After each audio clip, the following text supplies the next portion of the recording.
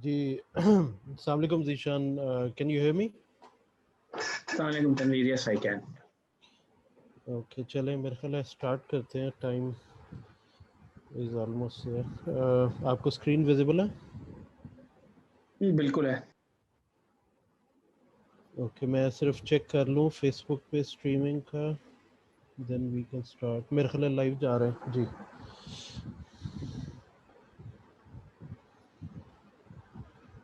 जी तनवीर, आप स्टार्ट कर रहे हो या?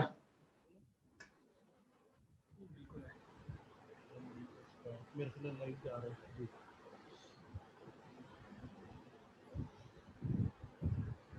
जी तनवीर, आप स्टार्ट कर रहे हो या? जी प्लीज़ आप स्टार्ट कर दें। मैं स्लाइड ठीक, अस्सलाम वालेकुम जी। बस ये स्लाइड अगर हम इंट्रोडक्शन की वेरी क्विकली हम ज़रा यूबीएल फंड्स की आपको एक छोटा सा इंट्रोडक्शन देके और फिर इस टॉपिक पे थोड़ी सी बात कर लेंगे।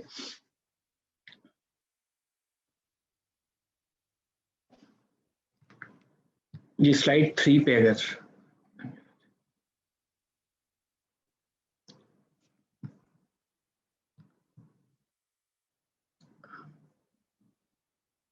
जी 1 सेकंड में जी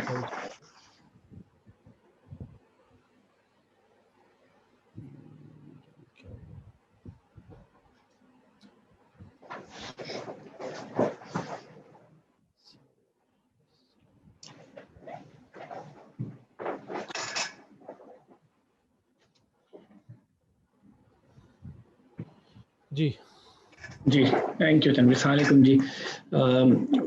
आप बहुत शुक्रिया आप लोगों ने ज्वाइन किया हमें। हम करते रहते हैं वेबिनार्स बहुत सारे टॉपिक्स पे। वी थॉट के ये एक इम्पॉर्टेंट चीज़ है रिटायरमेंट प्लानिंग, इसके ऊपर एक शॉर्ट सेशन आप लोगों के साथ करें। हो सकता है आपकी कुछ और क्वेरीज हो, उसका भी जवाब देने की कोशिश करेंगे। यूबीएल फंड्स बेसिकली 2001 में हमने बिजनेस शुरू किया। We are a wholly owned subsidiary of UBL bank. जो हमारी रेटिंग है AM1 is basically the highest rating assign to any asset management company in Pakistan. ये जब rating agency asset manager rating assign करती हैं तो उसमें जहाँ बहुत सारे वो फैक्टर्स को देख रहे होते हैं, उसमें कुछ factors overall governance structures, internal controls, fund की परफॉर्मेंसेज और ये इसके अलावा भी कुछ फैक्टर्स हैं, बट ये लार्जली क्वालिटेटिव फैक्टर्स हैं जिनको देखा जाता है। बोर्ड का फंक्शन कैसे हो रहा है, बोर्ड कमेटीज कैसे फंक्शन कर रही हैं, एंटरप्राइज रिस्क मैनेजमेंट किस तरह की है, एटसेट्रा एटसेट्रा। ये आपको स्क्रीन पे बहुत सारे अवार्ड्स दिख रहे होंगे। हम ये क्लेम करते हैं कि we are one of the most decorated AMCs in Pakistan. हमें मैप के अवार्ड्स, हमें फंड परफॉर्मेंस के लिए लिपर अवार्ड्स, हमारा जो सॉफ्टवेयर है उसके लिए हमें यूएस में 3 साल पहले अवार्ड मिला। Sharia stock fund is our Islamic stock fund, उसको 3, 5 और 10 इयर्स की परफॉर्मेंस पे अवार्ड मिला। बहुत सारे अवार्ड्स हैं जो टाइम टू टाइम हमें मिलते रहे। तनवीर नीचे अगर नेक्स्ट पे ठीक आगे जा सकते हैं मेरा ख्याल है। जी बेसिकली वीपीएस आप देख रहे होंगे on your left. VPS is basically voluntary pension scheme. 2005-6 में एससीसीपी ने पाकिस्तान में ये लॉन्च की। इसका बैकग्राउंड ये है कि हमारे यहाँ बहुत सारी जो स्कीम्स होती हैं, जो एम्प्लॉय स्कीम्स होती हैं, वो टेक्निकली रिटायरमेंट स्कीम की डेफिनेशन में फॉल नहीं करती। इन पर्टिकुलर अगर आप प्रोविडेंट फंड और ग्रेच्युटीज को देखें तो वो आपको ड्यूरिंग योर लाइफ टाइम मिल जाती है। इनफैक्ट बहुत सारे एम्प्लॉयज जब वो जॉब चेंज करते हैं तो जहाँ वो बहुत सारी और चीज़ें वैल्यूएट कर रहे होते हैं, लोग हमने देखा है अपने एक्सपीरियंस में कि ये भी वैल्यूएट कर रहे होते हैं कि प्रोविडेंट फंड से इतने पैसे मिलेंगे और ग्रेच्युटी फंड से इतने पैसे मिलेंगे। तो वो actually in most situations before your retirement actually खत्म हो जाते हैं या खर्च हो जाते हैं। तो वो एम्प्लॉय स्कीम्स तो हैं, लेकिन पाकिस्तान में बहुत ज़्यादा रिटायरमेंट स्कीम्स नहीं है। तो एससीसी ने, और जिस तरह यूएस में 401k होता है, तो उस पैटर्न पे लार्जली वीपीएस लॉन्च की है, voluntary pension scheme. It is basically a personalised defined saving come investment retirement plan, जो बेसिकली आपको हेल्प करता है आपकी पोस्ट रिटायरमेंट में, जब एक्चुअली आपकी जो रिकरिंग इनकम है फ्रॉम योर सैलरी और एनी अदर मोड वो खत्म हो जाती है। तो वीपीएस में वो सारे इनहेरेंट बेनिफिट्स अवेलेबल हैं जो एक टिपिकल एम्प्लॉय स्कीम्स में अवेलेबल नहीं होते उस तरीके से। तो मिसाल के तौर पे जो इसका सबसे बड़ा बेनिफिट और one of the biggest I would say वो ये है कि आप जब प्रोविडेंट फंड या ग्रेच्युटी के मेंबर बनते हैं तो जितने एम्प्लॉयज उस फंड के मेंबर होते हैं उन सब की एसेट एलोकेशन एक ही होती है। तो फॉर एग्जांपल अगर जिस प्रोविडेंट फंड में आप जिस कंपनी में काम करते हैं उस प्रोविडेंट फंड में ये डिसाइड हुआ कि हमने इक्विटी 20% एक्सपोजर लेना है और बाकी फिक्स इनकम की तरफ रखना है, तो फिर हर employee who is part of that provident और ग्रेच्युटी फंड उसकी एसेट एलोकेशन एग्जैक्टली उसी प्रोपोर्शन पे होती है। So you may have junior colleagues, younger colleagues जो इक्विटी में ज़्यादा एक्सपोजर लेना चाहते हैं, you may have certain employees जो क्लोज टू रिटायरमेंट हो और उनको इक्विटी एक्सपोजर ना लेना हो, तो वो बिकॉज वो प्रोविडेंट फंड या ग्रेच्युटी सबका एलोकेशन एक ही होता है, तो वो ऑटोमेटिकली जो है उसके साथ सब एक ही एसेट एलोकेशन में होते हैं। VPS में it's sort of a customised asset allocation for every participant. तो फॉर एग्जांपल मैं ये डिसाइड कर सकता हूँ कि मेरी VPS की जो एलोकेशन है वो से 80% into equity and 20% fix income होनी चाहिए। तनवीर ये डिसाइड कर सकते हैं कि 20% इक्विटी हो, 80% फिक्स इनकम हो और any other allocation that you may decide. तो हर एक इंडिविजुअल एम्प्लॉई जो इसके अंदर पार्टिसिपेंट बनता है वो अपनी मर्जी की एसेट एलोकेशन चूज कर सकता है, नंबर 1। नंबर 2, हमने देखा है कि शरिया प्रेफरेंसेस फर्क होती हैं, तो इसके अंदर शरिया कंप्लायंट और कन्वेंशनल दोनों ऑप्शन अवेलेबल है, जो कि टिपिकली एक रिटायरमेंट फंड या एक एम्प्लॉय फंड के अंदर अवेलेबल नहीं होते, और बहुत सारे लोग फिर अपना इंटरेस्ट जो है वो फोरगो करते हैं और वो वहाँ से बेनिफिट नहीं लेते। ये फ्लेक्सिबिलिटी आपको VPS में मिल जाती है कि आप अपनी शरिया प्रेफरेंस के हिसाब से VPS चूज कर सकते हैं, कन्वेंशनल भी कर सकते हैं और शरिया कंप्लायंट भी कर सकते हैं। VPS में इन्वेस्ट करने के 3 बेसिकली तरीके हैं। एक तरीका ये है कि आप खुद से कंट्रीब्यूशन शुरू कर दें और थोड़ा थोड़ा करके, वो कोई ज़रूरी नहीं है कि कोई लमसम अमाउंट हो, वो छोटे छोटे ट्रांचेस में हो सकती है। और बिकॉज इसका नाम VPS वॉलंटरी है, सो ये कोई ऑब्लिगेशन आपकी नहीं है कि अगर आपने एक कंट्रीब्यूशन कर लिया है तो कोई ज़रूरी है कि आपको अगला कंट्रीब्यूशन भी करना है। वाइल वी रेकमेंड कि आपको करना चाहिए, बट ये वॉलंटरी है। आप चाहें तो लमसम भी कर सकते हैं, एक पोर्शन आप रेगुलर भी कर सकते हैं। और ये जो इसके अंदर कंट्रीब्यूशन है, बिकॉज ये वॉलंटरी है, तो आप वो फ्रीक्वेंसी किसी भी वक्त चेंज कर सकते हैं। किसी वक्त आप चाहें कि वो उस फ्रीक्वेंसी को बढ़ाना है तो भी आप कर सकते हैं। आपको लगे कि नहीं इस वक्त मुझे वो इन्वेस्ट नहीं करना फर्दर, तो आप उसको रोक सकते हैं। जो ऑलरेडी आपने इन्वेस्ट कर लिया उसके रिटर्न्स पे इस बात से कोई फर्क नहीं पड़ता कि आप फ्यूचर में कितनी कॉन्ट्रीब्यूशन करते हैं। ये बुनियादी फ़र्क है, प्लस ये पोर्टेबल है। तो फॉर एग्जांपल आपने एक फंड मैनेजर के साथ अपना VPS अकाउंट खोला और अब आपको ये लग रहा है कि आपको परफॉर्मेंसेस वहाँ पे ठीक नहीं है, तो आपके पास ये फ्लेक्सिबिलिटी है कि ये अकाउंट पोर्टेबल है, तो without any tax incidents, without any in fact cost impact, आप उसको जो है वो एक पेंशन फंड मैनेजर से दूसरे पेंशन फंड मैनेजर के पास ट्रांसफर कर सकते हैं। दूसरी बात यह है कि अगर फॉर एग्जांपल आपने VPS के अंदर एक एसेट एलोकेशन चूज कर ली जो सिर्फ मिसाल के तौर पे 80-20 है और 80 इंटू इक्विटी है, and then later in the year you feel that ये एलोकेशन को आपको रिवाइज करना है, तो आपके पास ये फ्लेक्सिबिलिटी है कि आप साल में 2 दफ़ा अपनी एसेट एलोकेशन को रिवाइज कर सकते हैं। सो फॉर एग्जांपल आप उसको फ्लिप कर सकते हैं, आप उस 80 को 90 पे लेके जा सकते हैं, whatever you choose. And if you feel के you are not an expert to decide कि आपको एसेट एलोकेशन क्या रखनी चाहिए, तो विद इन द VPS एक ऑप्शन है लाइफ साइकिल का। वो लाइफ साइकिल अगर आप चूज कर लेते हैं तो आपकी allocation into various segments, equity और फिक्स इनकम लार्जली, वो ऑटोमेटिकली फिर based on your age determine हो जाती है, और जैसे जैसे एज इंक्रीज होती जाती है आपका एलोकेशन टू इक्विटी ऑटोमेटिकली जो है वो रीबैलेंस होके टुवर्ड्स फिक्स इनकम चले आता है। तो ये बहुत सारी ऐसी चीज़ें हैं जो एक नॉर्मल एम्प्लॉई फंड्स के अंदर अवेलेबल उस तरीके से नहीं होती हैं। दूसरा कंट्रीब्यूशन का तरीका यह है इनटू VPS कि आप जो अपना प्रोविडेंट फंड का existing balance already which is part of your provident fund, that can be transferred into VPS। तो जिस तरह आप बहुत सारे परमानेंट विड्रॉल कर सकते हैं out of your provident fund, law में इस बात का भी प्रोविजन है कि one of the permanent withdrawal can be transfer into VPS, तो वो एक दूसरा तरीका है।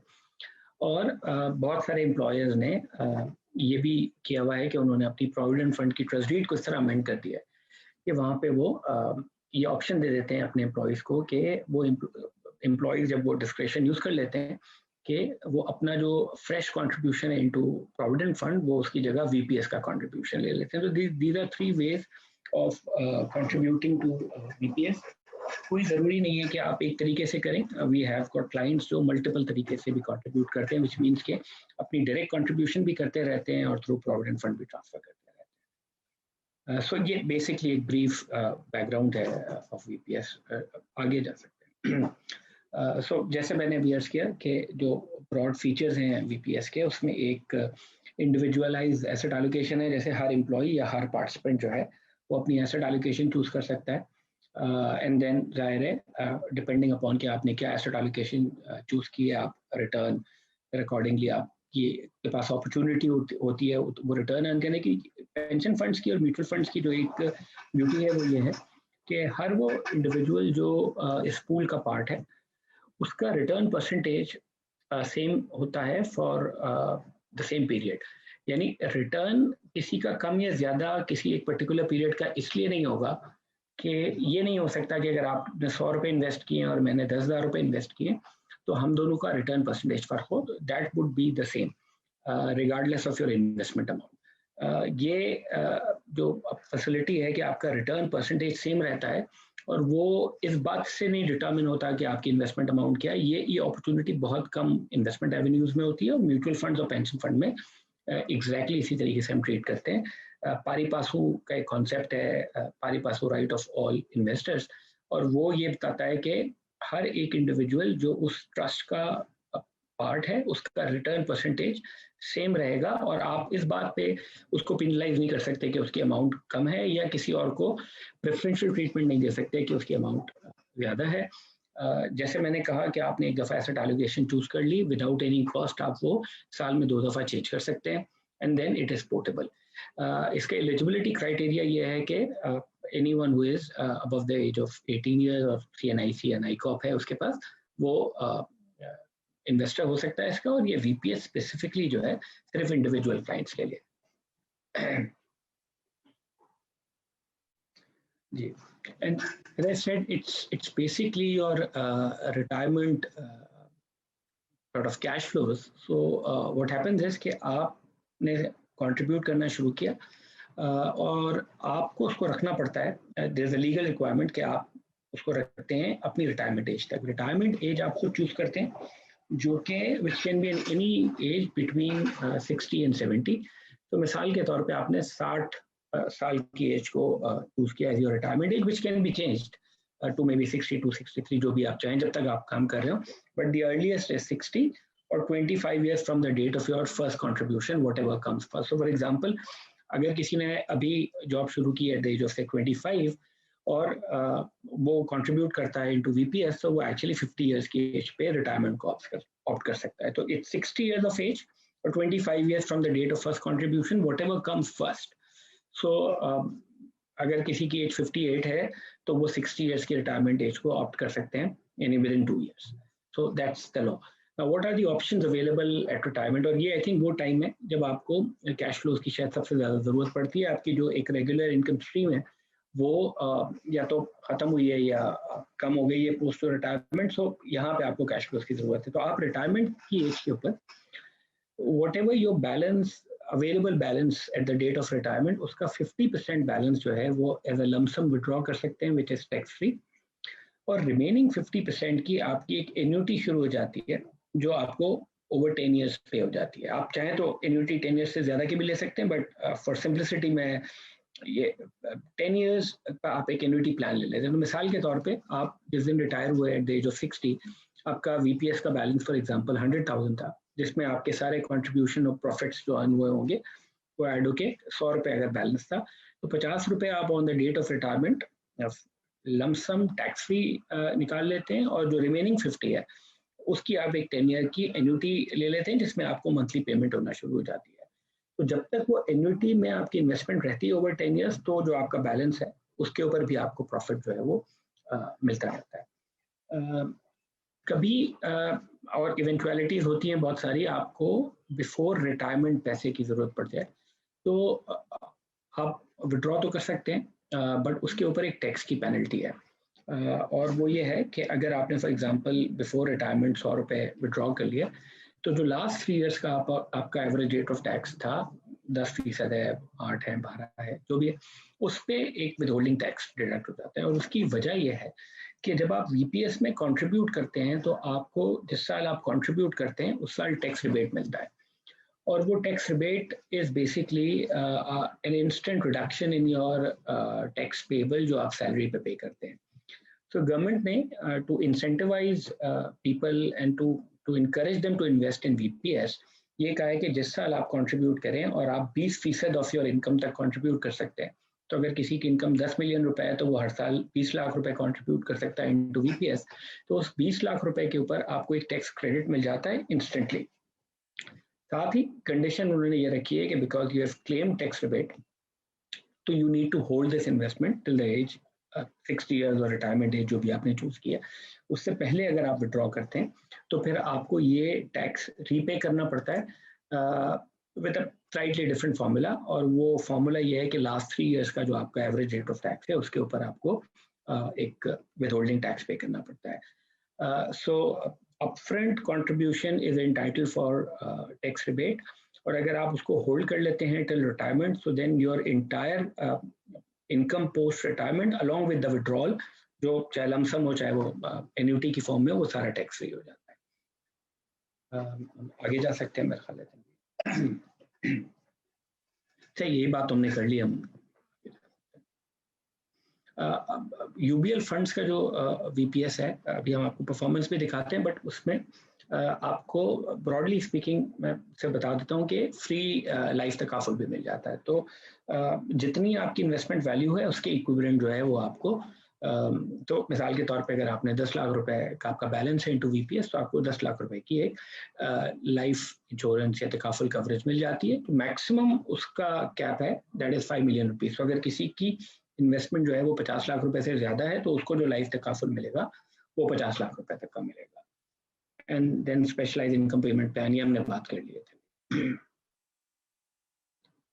ठीक, ये बेसिक फीचर्स हैं। मिनिमम इन्वेस्टमेंट 50,000 रुपये होनी चाहिए, एलिजिबिलिटी जो है वो 18 to 60, ये बेसिक फीचर्स हैं हमारे फ्री लाइफ जो तकाफुल कवरेज है उसके। बट इसमें ब्रॉड बात यही है कि आपको 50 लाख रुपए तक का फ्री लाइफ इंश्योरेंस मिल जाता है if you invest in VPS।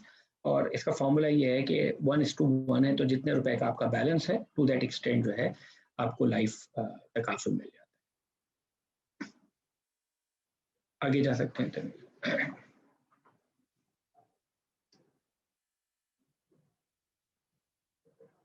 ठीक है, बिल्कुल, और आगे जा सकते हैं। लोगों को जनरली जो हमने देखा है new to mutual fund and VPS होते हैं, उनके जो टिपिकल क्वेश्चन होते हैं वो ये कि सेफ्टी ऑफ आर इन्वेस्टमेंट किस तरह है। तो देखिए, दो तरह का रिस्क होता है।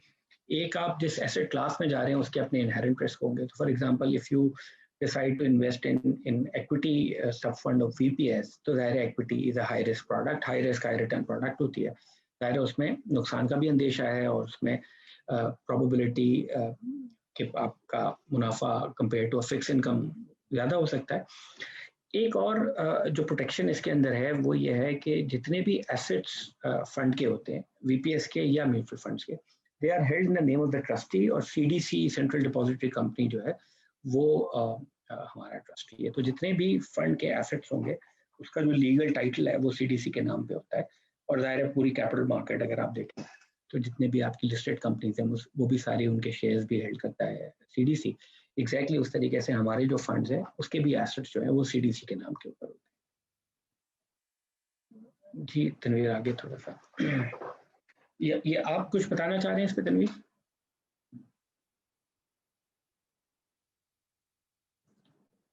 Okay, so these are the option. So for example VPS के अंदर आपको 4 सब फंड्स दिख रहे होंगे। There is an equity sub fund, there is a commodity sub fund, debt sub fund and money market. So basically जैसे जब मैं ये कह रहा था कि आप अपनी कस्टमाइज एसेट एलोकेशन कर सकते हैं, तो आपके पास ये चॉइस है कि इन चारों में से किसी भी कॉम्बिनेशन के अंदर आप अपनी एसेट एलोकेशन जो है वो चूज कर सकते हैं। तो फॉर एग्जांपल यहाँ पे कुछ रिकमेंडेड एलोकेशंस दी हुई हैं। हाई वॉलेटिलिटी अगर आप जाते हैं तो 70% इक्विटी में है, मीडियम वॉलेटिलिटी में 40% इक्विटी है, लोअर वॉलेटिलिटी फॉर एग्जांपल उसमें कोई इक्विटी एक्सपोजर नहीं है। बट देन लास्ट रो के अंदर आप देखें तो there is a customised asset allocation. So you can actually decide by your own कि आपको अपनी एसेट एलोकेशन क्या रखनी है। सो maybe you may be invested say 25% into equities, rest in fixed income. उसमें भी आप फिक्स इनकम में भी डेट और मनी मार्केट का कॉम्बिनेशन चूज कर सकते हैं। And if you are someone जिसको लगता है कि आप खुद डिसाइड नहीं कर सकते, देन लाइफ साइकिल एलोकेशन है, जिसमें ऑटोमेटिकली जैसे जैसे आपकी एज इंक्रीज होगी वैसे वैसे आपका allocation from high risk to low risk automatically through a system based approach होता जाएगा। So these are the allocations available जो एक टिपिकल एम्प्लॉय फंड के अंदर अवेलेबल नहीं होती है। जी तनवीर, ठीक है, ये आगे जा सकते हैं इस पर। ये हमने थोड़े हिस्टोरिक रिटर्न्स फंड्स के रखे हुए हैं। ये mutual fund association of Pakistan की वेबसाइट के ऊपर भी रिटर्न्स अवेलेबल हैं। और जाहिर है आप ये देख रहे होंगे कि इक्विटी जो है उसके रिटर्न्स अगर मैं 10 ईयर्स पे देखूं तो जाहिर है ज़्यादा होंगे, but then equity is high risk product. तो आप जो आपको ठीक लगे, आपकी जो रिस्क एपेटाइट है, जो बेसिकली इसमें फंडामेंटल बात यह है कि जितना आपका लॉन्गर पीरियड टू रिटायरमेंट है, जाहिर है आपके पास ये एबिलिटी है कि आप उतना रिस्क थोड़ा ज़्यादा ले सकते हैं, तो आप थोड़ी इक्विटी एलोकेशन ज़्यादा कर सकते हैं। बट जाहिर है at the end of the day ये this is up to you to decide, we can always guide you, but equity fundamentally is a high risk high return product. Debt या fix income instruments जो हैं वो उसमें low risk होता है, और जाहिर है फिर रिटर्न पोटेंशियल भी अकॉर्डिंगली कम होता है उसके अंदर। So these are the returns available on our website, mutual fund association of Pakistan की वेबसाइट के ऊपर भी है। जी धन्यवाद। जाहिर है अगर आपने, जैसे मैं कह रहा था कि अगर इन्फ्लेशन को बीट करना है तो आपको फिर किसी ऐसी इन्वेस्टमेंट में करना है जो आपको वो रिटर्न पोटेंशियल दे जो इन्फ्लेशन को बीट कर सके। And equity investments are generally the products जहाँ पे आपका रिटर्न पोटेंशियल ज़्यादा है, और कुछ एलोकेशन इनटू इक्विटीज आपको बिल्कुल करनी चाहिए, कंसिडरिंग कि आपका जो रिस्क प्रोफाइल है और आपकी जो रिस्क टॉलरेंस है वो कितनी है। जी आगे। और जैसे मैं भी कह रहा था, आपको आगे जा सकते हैं इसमें कि जब आप वीपीएस में इन्वेस्ट करते हैं, इनफैक्ट आप म्यूचुअल फंड और वीपीएस दोनों में इन्वेस्ट करके और टैक्स रिबेट या टैक्स क्रेडिट ले सकते हैं। और बेसिकली ये जो टैक्स रिबेट है, it's sort of an instant rebate, say a direct adjustment from your salary in the form of reduced taxes, and this is done by your employer. कानून में ये प्रोविजन, और बहुत सारे जो हमारे क्लाइंट्स हैं और बहुत सारे एम्प्लॉयर्स जो हैं वो यूज टू ऐसे कि जब आप म्यूचुअल फंड में इन्वेस्ट करते हैं या वीपीएस में इन्वेस्ट करते हैं तो वो स्टेटमेंट आप अपने एम्प्लॉयर को देते हैं, उस डिपार्टमेंट को जो आपका पेरोल प्रोसेस कर रहा है, और वो बेस्ड ऑन दैट स्टेटमेंट वो देख के कि आपने कितनी इन्वेस्टमेंट की है, आपको टैक्स रिबेट इंस्टेंट देते हैं। आपकी टेक होम सैलरी जो है वो ऑटोमेटिकली बढ़ जाती है। और इसका फॉर्मूला बड़ा सिंपल है। वीपीएस में आप 20% ऑफ योर इनकम तक वीपीएस में हर साल इन्वेस्ट कर सकते हैं। वैसे 20 दिस इज मैक्सिमम अमाउंट।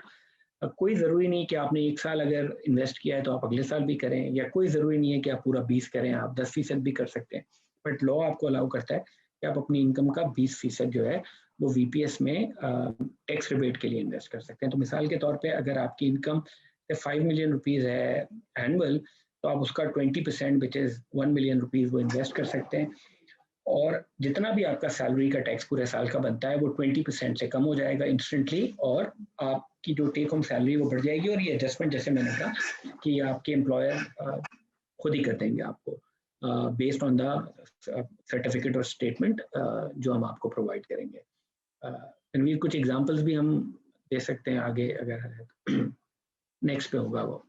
ये तो मिसाल के तौर पे हमने यहाँ पे एक ऑन द लेफ्ट एक सैलरीड इंडिविजुअल की एग्जांपल ले लिया कि अगर किसी की एनुअल टैक्सेबल इनकम जिसमें आपके सारे बोनसेस वगैरह कंबाइन करके ये नंबर डला है, तो से 3 million रुपीज़ ईयर है, सो आप आज जो सैलरी पे टैक्स पे करते होंगे दैट वुड बी अबाउट 282,000, कुछ 9.5% के करीब आपका एवरेज टैक्स रेट आता होगा। आप पेंशन फंड के अंदर 20% of your investment which is 600,000 in this case, और राइट पे अगर आप देखें तो वो 2 million है, बिकॉज वहाँ इनकम लेवल जो है वो 10 million अज्यूम किया है, तो आप 20% ऑफ योर इनकम जो है वो इन्वेस्ट कर सकते हैं इनटू वीपीएस। उतनी ही इन्वेस्टमेंट आप म्यूचुअल फंड्स में भी कर सकते हैं। तो आप देखें कि आपको जो लास्ट 2 rows हैं उसमें आप देखें तो वीपीएस पे आपको टैक्स रिबेट या जिसको आप कहें कि रिडक्शन इन योर टैक्सेस वो कुछ 56,000 रुपीज़ से हो जाती है।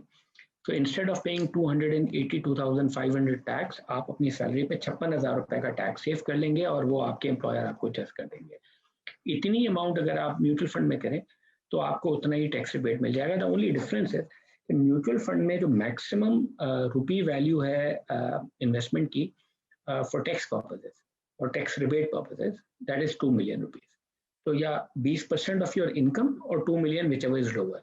वेयर वीपीएस के अंदर कोई रुपी वैल्यू कैप नहीं है, आप 20% ऑफ योर इनकम तक जा सकते हैं। तो मिसाल के तौर पे अगर आपकी इनकम साल की 20 million रुपीज है तो आप उसका 20% 40 लाख रुपए तक भी वीपीएस में इन्वेस्ट कर सकते हैं for tax credit purposes. Where mutual fund के अंदर आप 20% but subject to a cap of 2 million rupees तक जा सकते हैं, तो वो 2 million पे कैप होगा। तो अगर राइट वाली आप एग्जांपल देखना चाहें तो अज्यूमिंग अगर आपकी इनकम 10 million रुपीज है तो आपका इफेक्टिव टैक्स रेट है जिसपे आप अपनी सैलरी पे डिडक्शन करवा रहे होंगे दैट वुड बी अबाउट 26%, क्योंकि 26 लाख रुपए रफली बनता है। तो म्यूचुअल फंड में आप 20 लाख रुपए फॉर टैक्स क्रेडिट पर्पसेस कर सकते हैं, वेयर एज वीपीएस में भी 2 million बिकॉज वो 20% का एग्जैक्ट नंबर है, और आप 524,000 का टैक्स रिबेट ले लेते हैं इन म्यूचुअल फंड्स और एग्जैक्टली उतना ही आपको मिल जाता है वीपीएस से। तो रफली को $1 million का टैक्स आप सेव कर सकते हैं। तो इंस्टेड ऑफ से पेइंग 22.6 million आप तकरीबन 1.6 million या उससे थोड़ा कम टैक्स पे करेंगे, और ये जो 10 लाख रुपए की आपकी टैक्स की सेविंग्स है ये आपको हर महीने in the form of reduce taxes on your salary वो आप अवेल कर सकेंगे just by giving this certificate to your employer और जो भी आपका पेरोल प्रोसेस करता है। So these are 2 examples. एक तरीका और है जैसे मैंने अर्ज की कि वीपीएस में कंट्रीब्यूशन के 3 तरीके हैं, तो एक तो आप खुद कंट्रीब्यूट कर सकते हैं और दूसरा तरीका ये है कि आप जो अपना बैलेंस है इनटू प्रोविडेंट फंड उसको शिफ्ट करा लें इनटू वीपीएस। तो जिस तरह बहुत सारे परमानेंट विड्रॉल्स अलाउड हैं फ्रॉम प्रोविडेंट फंड्स, एग्जैक्टली उसी तरीके से one of the permanent withdrawal option is transfer into VPS. ठीक, तनवीर आगे जा सकते हैं। ठीक है, ये मेरा ख्याल है, ये आगे चल सकते हैं। सही है।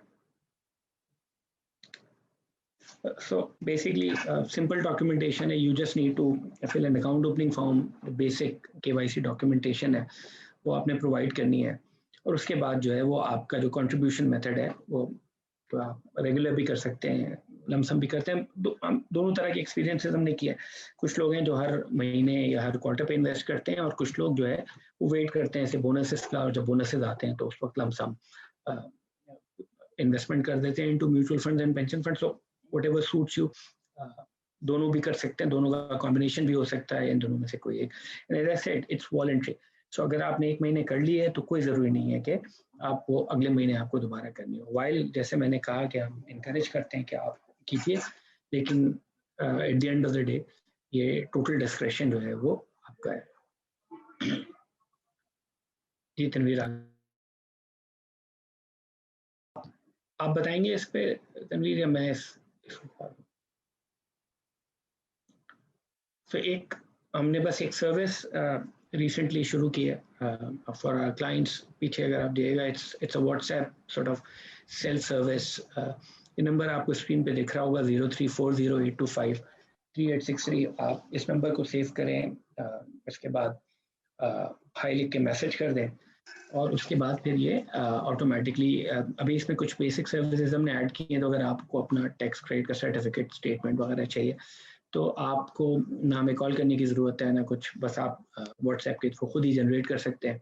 तो अगर आप हमारे पास अकाउंट खोलते हैं और आप VPS या म्यूचुअल फंड में इन्वेस्ट करते हैं और आपको अपनी कंपनी में सर्टिफिकेट देना है फॉर टैक्स रिबेट पर्पसेस, तो आप व्हाट्सएप सर्विस के थ्रू खुद ही उसको जनरेट करके आगे अपने एम्प्लॉयर को प्रोवाइड कर सकते हैं। We are the first one within our industry, हमने लॉन्च किया है और इसमें कोशिश करेंगे और सर्विसेज ग्रेजुअली ऐड होती रहे। बट अभी जितनी भी आपकी बैलेंसेस हैं, जो आपके पोर्टफोलियो स्टेटमेंट्स हैं, बाकी सर्टिफिकेट्स हैं, वो सारे जो हैं वो आपके लिए अवेलेबल है इसके अंदर। Tanveer, I think that's it from my side. अगर कोई क्वेश्चंस हैं तो फिर हम ले लेते जी निशान, एक बस क्वेश्चन हमारे एक व्यूअर ने भेजा है। उन्होंने कहा है कि how to transfer funds into my UBL fund account. Okay, so how to transfer maybe okay, so एक तो ये हो सकता है कि शायद उनका ऑलरेडी कोई VPS अकाउंट किसी और एसेट मैनेजमेंट कंपनी के पास हो। ये हो सकता है, ये मैं दो तीन चीज़ें ध्यान में आ रही हैं, तीनों बता देता हूँ। तो फॉर एग्जांपल उनका किसी ABC फंड में ऑलरेडी अकाउंट है और वो ट्रांसफ़र कराना चाहते हैं UBL फंड के पास, तो जहाँ उनका अकाउंट है वहाँ एक उनको रिक्वेस्ट देनी होगी change of pension fund manager की, और एक रिक्वेस्ट या एक फॉर्म जो है वो हमें देना होगा। और उसके बाद बिकॉज ये ऑटोमेटेड है, तो वहाँ से पैसे transfer with zero cost and zero tax incident वो खुद ही हमारे पास हो जाएंगे। सो एक स्टेटमेंट उनको मिल जाएगी जो जहां उनका ऑलरेडी अकाउंट है अभी, और एक स्टेटमेंट जब पैसे हमारे पास ट्रांसफर हो जाएंगे तो हमसे भी मिल जाएगी उनको। और जाहिर है, जैसे मैंने कहा कि ये जो ट्रांसफर है ये टैक्स फ्री भी है और उसके अंदर कोई ट्रांजैक्शन कॉस्ट भी इन्वॉल्व नहीं है। दूसरा शायद वो ये पूछना चाह रहे हो कि अगर बैंक में है उनके पास पैसे, तो मल्टीपल तरीके आप मतलब ऑनलाइन हमें किसी बैंक के थ्रू कर सकते हैं, क्विक पे की सर्विस के थ्रू कर सकते हैं। अगर आप UBL बैंक के अकाउंट होल्डर हैं तो वहाँ जहाँ बहुत सारे आपको पेमेंट ऑप्शन दिखते हैं वहाँ पे फंड इन्वेस्टमेंट का एक ऑप्शन है जिसके थ्रू आप जाके जिस फंड में आप इन्वेस्ट करना चाहते हैं वहाँ से पैसे ट्रांसफर कर सकते हैं। बस मैं ऐड करना चाहूँगा निशान कि UBL बैंक के जो अकाउंट होल्डर्स हैं उनके लिए तो बहुत कन्वीनियंट है म्यूचुअल फंड में भी और हमारे इस पेंशन स्कीम्स में भी इन्वेस्ट करना। लेकिन जो दूसरे बैंक के अकाउंट होल्डर्स हैं उनके लिए अभी हम फीचर अलाउ करने लगे हैं कि वो ऑनलाइन भी हमारे मोबाइल ऐप या पोर्टल पे आके उसके थ्रू एक ऑनलाइन फॉर्म फिल करके फिर ऑनलाइन ट्रांसफ़र कर सकें। तो ये फीचर इंशाल्लाह कुछ ही दिनों में ऐड हो जाएगा। करंटली उनको हमें कॉल करके और हमें किसी तरीके से चेक या तो चेक भिजवाना होगा, फिजिकल फॉर्म हमें कंट्रीब्यूशन फॉर्म का चाहिए होगा, और या फिर वो ऑनलाइन ट्रांसफ़र IBFT के थ्रू कर दें अगर उनका एग्जिस्टिंग VPS अकाउंट है तो। बिल्कुल ठीक है। ठीक है। अच्छा, इसमें एक सवाल मेरा ख्याल है इसमें मिनिमम इन्वेस्टमेंट अमाउंट क्या होती है, अगर उस पर थोड़ा सा बता दें। आई थिंक वो 5,000 रुपए मिनिमम इन्वेस्टमेंट मेरे ख्याल 10,000 रुपए है, तो बहुत छोटा अमाउंट है। हाँ, ऑनलाइन के लिए मेरा ख्याल है थोड़ा ज़्यादा, लेकिन फॉर्म के थ्रू तो हमारी 500 रुपीज़ है। ऑनलाइन के लिए शायद थोड़ी सी ज़्यादा लिमिट रखी हुई है, तो वो बहुत थोड़ी अमाउंट्स हैं उसमें। और जैसे मैं कह रहा था कि ये वॉलंटरी है, तो आप कोई ज़रूरी नहीं है कि आपको कोई continuously x number of months या ईयर्स तक ये इन्वेस्टमेंट को हर महीने करना है, वरना आपकी एग्जिस्टिंग इन्वेस्टमेंट पे इम्पैक्ट पड़ेगा। ऐसा कुछ भी नहीं है। जो आपने ऑलरेडी इन्वेस्ट कर दिया उस पर वही रिटर्न आपको मिलेगा, रिगार्डलेस कि आप आगे इन्वेस्टमेंट फर्दर करते हैं या नहीं करते हैं। बिल्कुल। अच्छा, एक सवाल ये है कि जिस साल इसमें कंट्रीब्यूशन करेंगे पेंशन स्कीम में, उसी साल उस पे टैक्स रिबेट मिलेगी नेक्स्ट ईयर के लिए फर्दर कंट्रीब्यूट करना। सो आपका एज एम्प्लॉई टैक्स ईयर चलता है जुलाई टू जून, तो आप जिस साल इन्वेस्ट करेंगे उस साल आपको जो है वो टैक्स क्रेडिट मिलेगा। फिर अगर आपने अगले साल फिर टैक्स क्रेडिट अगर लेना है तो आपको फिर फ्रेश इन्वेस्टमेंट करनी पड़ेगी। म्यूचुअल फंड का जो टैक्स क्रेडिट होता है उसमें कंडीशन ये होती है कि आपको 2 ईयर्स तक होल्ड करना पड़ता है। तो आप 2 साल के बाद चाहें तो उसको दोबारा निकाल सकते हैं, बट जो VPS की इन्वेस्टमेंट होती है वो आप जिस साल इन्वेस्ट करेंगे उसी साल आपको टैक्स रिबेट मिलेगा, और फिर आपको वो रिटायरमेंट तक रखनी है। रिटायरमेंट से पहले निकालने पे ज़ाहिर है मैंने कहा कि आपको वो टैक्स थोड़ा वापस करना पड़ता है विद स्लाइटली डिफरेंट फॉर्मूला। चलें, ठीक है निशान, बस यही क्वेश्चंस थे। मेरा ख्याल है ये ऑलरेडी रमज़ान है तो मेरे ख्याल है इसको शॉर्ट रखना चाहिए। आप चाहें तो हमारे जो नंबर्स हैं, अगर किसी को हमसे कोई रब्ता करना हो। जी जी जी बिल्कुल। अच्छा जी, मैं बल्कि वो स्लाइड पे चला जाता हूँ। अच्छा, if anyone is interested to open a VPS account,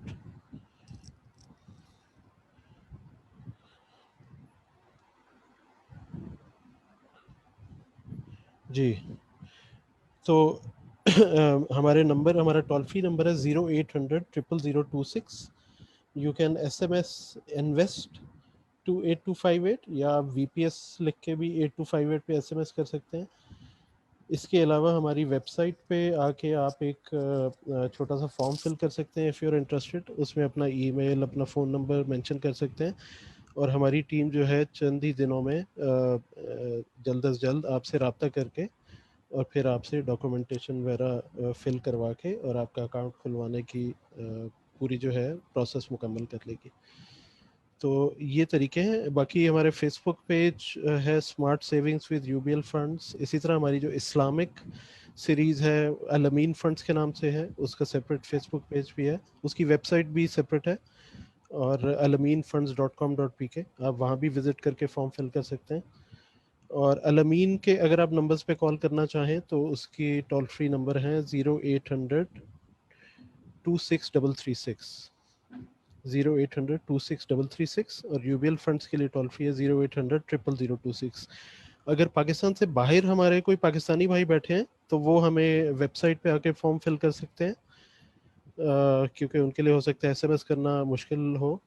इसके अलावा अगर वो ईमेल करना चाहें तो customer@ublfunds.com.pk या info@ublfunds.com.pk पे ईमेल कर सकते हैं। और हमारे बहुत सारे पाकिस्तानी भाई हैं जो गल्फ़ में और मिडल ईस्ट में हैं, और वो ज़ाहिर है वहाँ पे इवन बहुत सारी कंपनीज और ऑर्गेनाइजेशंस में ये पेंशन फंड्स वगैरह स्ट्रक्चर्ड नहीं है, तो उनके लिए ये एक अच्छा एवेन्यू हो सकता है कि वो पाकिस्तान में पेंशन फंड अकाउंट भी खोलें, म्यूचुअल फंड अकाउंट भी खोल सकते हैं। ठीक है Zeeshan, thank you. Alright, okay, thank you ji viewers. Thank okay, you ji. अस्सलाम वालेकुम।